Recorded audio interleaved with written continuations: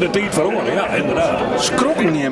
Verschrikkelijk, het kost allemaal zeer, man. Het had hij me stil. Ja.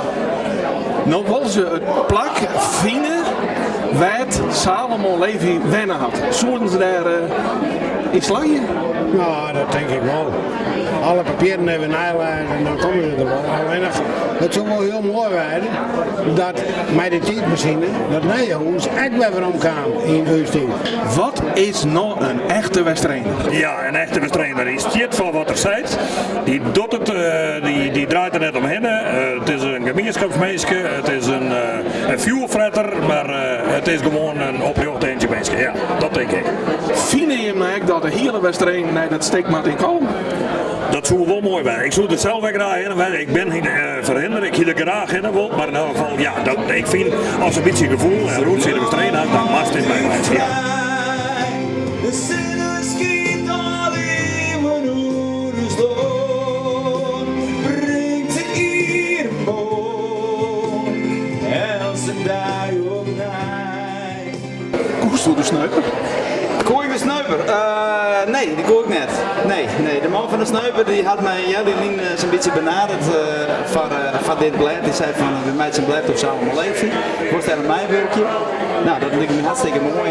Ik had van de jongens weer een hele soort nieuwe dingen. Ja, dus dat is heel inspirerend om de rol te spelen straks. Dat werkt alleen maar positief. Dus hier is weer een bijzondere taak. Toen moest op een knop drukken en wat gebeurde er toen?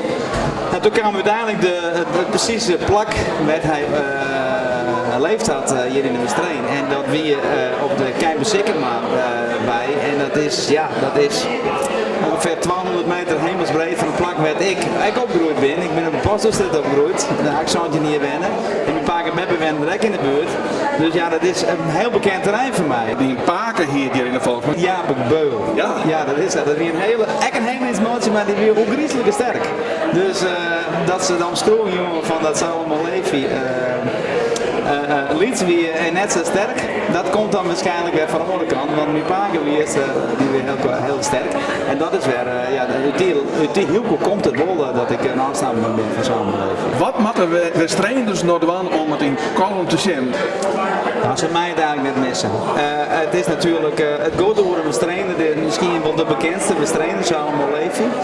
Wij spelen hier verhalen met een hele soort feiten die echt zijn gebeurd binnen, maar we proberen het echt naar deze tijd te lopen. Dus we proberen het echt een moderne voorstelling van te maken. Met alle moderne techniek die er bestaat. Ik denk dat we ons heel goed presenteren daar voor Friese begrippen.